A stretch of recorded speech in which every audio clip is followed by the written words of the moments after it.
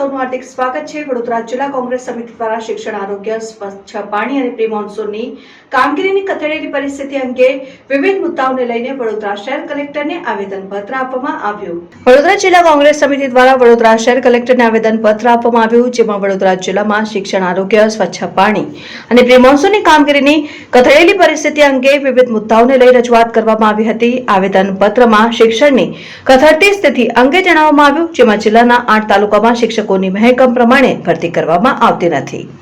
આ સાથે આરોગ્યમાં પણ સામૂહિક આરોગ્ય કેન્દ્ર પર યોગ્ય મહેકમ મુજબ ભરતી ન હોવાના કારણે મુશ્કેલી ઊભી થાય છે। તાજેતરમાં જ પાદરા આરોગ્ય કેન્દ્ર પાસે ગંદકીના કારણે અનેક લોકો બીમારીનો ભોગ બન્યા હતા, ત્યારે દર્દીઓને યોગ્ય સગવડ મળે અને સુવિધાઓ યુક્ત સેવા મળે તેવી અમારી માંગ છે। સરકાર 5000 રૂપિયા સાયકલની ખરીદી કરે છે, એ સાયકલ સાહેબ 4-5 વર્ષ સુધી ખુલ્લામાં પડી રહે છે અને અધિકારીઓ સાહેબ જે છે એ સાયકલો વિતરણ કરવી કે કેમ એની કોઈ રાજ્ય સરકાર સાહેબ પૂછે નહીં સાહેબ। રાજ્ય સરકાર સાહેબ સાયકલો ફાળવીને મોકલી આપી, પણ રાજ્ય સરકાર આદેશ એવો ના આપ્યો કે સાયકલોનું વિતરણ કરવું। એવો સાહેબ એમાં પરિપત્ર એવો હતો કે ભાઈ ધોરણ 8 જે છોકરીઓ પાસ થાય અને 9મા ધોરણમાં જયારે પ્રવેશ કરે તો ગામડામાં સાહેબ જે હોય 7 કે 8 વર્ષની સ્કૂલો હોય, હાઈસ્કૂલમાં જવું પડે જે ગામડામાં છે તો સાયકલ દીકરીઓ સાહેબ જઈ શકે। એ દીકરીઓ સાહેબ સાયકલ ન મળવાથી એ દીકરીઓ સાહેબ શિક્ષક મંજૂર રહી ગઈ સાહેબ, એ તો બરાબર સાહેબ। આટલી સાયકલો સાહેબ 5000 રૂપિયા ખરીદ કરી સાહેબ, એ સાયકલ 900 રૂપિયાનો સાહેબ વેચાણ કરવા માટે ટેન્ડરિંગ થયું છે ટેબલમાં। એ જ્યાં સાહેબ ભંગારીઓ લેવા માટે આવે છે એ સાહેબ 300-400 સાયકલની માંગણી કરે છે। તો આજે સાહેબ જે લોકોના ટેક્સના પૈસાની સાયકલની ખરીદ કરવામાં આવે છે અને એ સાયકલો સાહેબ સમયસર આપવામાં આવતી ન હોય, એ પણ સાહેબ મોટું એક ષડયંત્ર લાગે છે। બીજું કે સાહેબ જે ગ્રામ્ય વિસ્તારના સાહેબ જે રોડ છે સાહેબ, કે જેને સાહેબ ચોમાસામાં આખું પેકેજ ફાળવામાં આવતું ખાડાઓ પૂરવાના, જે સાહેબ દરિયા રસ્તાઓ છે, દરિયા રસ્તાઓની સાહેબ રિપેરિંગ, આ એક પણ રોડ સાહેબ અમને માહિતી માંગી જિલ્લા 6:30 એક પણ રોડ સાહેબ રિપેરિંગ કર્યો નથી, એ ખાડાઓ સાહેબ પૂરાયા નથી સાહેબ।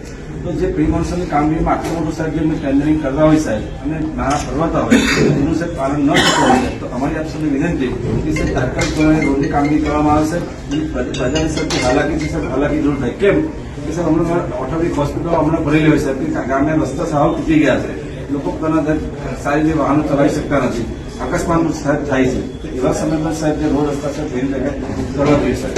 એ સાહેબ કહ્યું કે જર્જરિત જે સ્કૂલો સાહેબ જે છે સાહેબ જે જર્જરિત સ્કૂલો છે એ આજે પણ વિદ્યાર્થીઓ ત્યાં અભ્યાસ કરી રહ્યા છે સાહેબ।